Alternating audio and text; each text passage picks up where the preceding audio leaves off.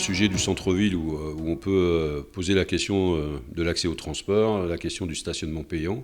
Et puis il y a le sujet des quartiers où on pense qu'il faut aussi avoir une dynamique, une vie de quartier qui fasse qu'un commerce puisse se développer.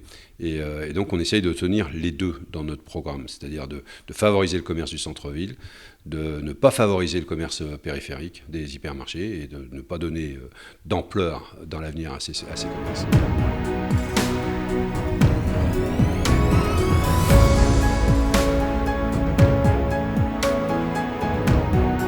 Il ne faut pas se faire affronter le commerce de proximité et les grandes surfaces.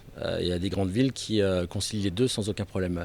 Le problème du Havre, c'est une offre touristique qu'on doit développer également donc, pour permettre au commerce aussi de se développer. Ça fait partie de notre programme, c'est d'avoir une offre événementielle tout le long de l'année, hiver comme été, avec des événements qui sont à caractère nationaux, voire internationaux.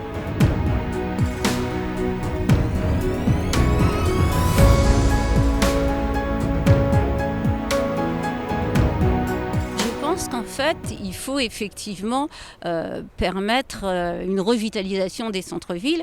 Et pour ça, moi, je pense que permettre à chacun d'avoir des parcs canins, d'avoir des endroits pour la vie des animaux, eh bien, attirerait certainement toute une population, notamment une population âgée, qui a besoin effectivement d'avoir son animal avec elle et de pouvoir le promener en centre-ville.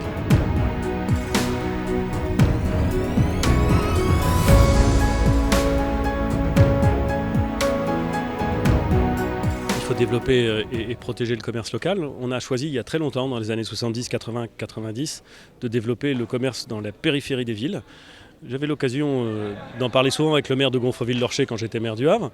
Et à l'époque, lui, ce qu'il essayait, c'était de développer les grandes surfaces à l'extérieur de la ville. Il faut maintenant qu'on ramène ce commerce à l'intérieur de la ville. Il faut qu'on protège les linéaires commerciaux. On peut le faire, on a juridiquement les instruments pour le faire. Il faut qu'on attire du monde. Quand on développe les croisières, on crée aussi une activité commerciale. Bref, il faut qu'on redonne envie de faire des courses, de consommer à l'intérieur de la ville, dans tous les quartiers.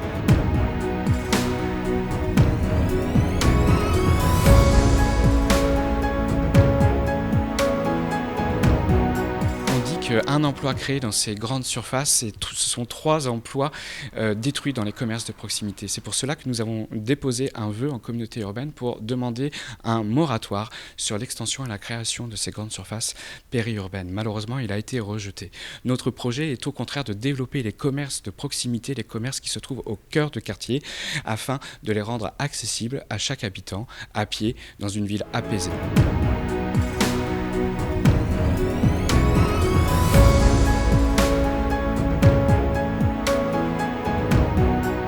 Pas bien sûr que le problème du commerce, ça soit forcément d'opposer les zones périurbaines avec les commerces de centre-ville. Moi, je crois que le fond du problème, c'est qu'il y a bien des gens, bien des travailleurs, bien des retraités qui n'ont pas les moyens d'aller dans les commerces de centre-ville, qui n'ont pas les moyens parce que les retraites sont trop basses, parce que les salaires sont trop bas. Et donc le problème du commerce, c'est avant tout un problème de salaire. Et il va bien falloir que les travailleurs ils arrivent à obtenir des augmentations de salaire, de pension, de retraite, d'allocation.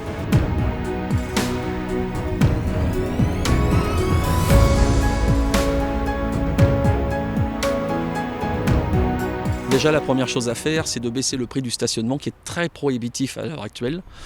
Nous sommes à peu près sur un projet de 1 € le matin, 1 € l'après-midi avec 1h30 gratuite. Ça déjà. La deuxième chose, c'est de faire la gratuité des transports les samedis et les dimanches, car pour relancer un peu le commerce le week-end, c'est très important. Et la troisième chose sera bien sûr d'aider les commerçants à s'installer avec des facilités financières et des baisses d'impôts, voire des exonérations d'impôts pour l'attractivité de la ville.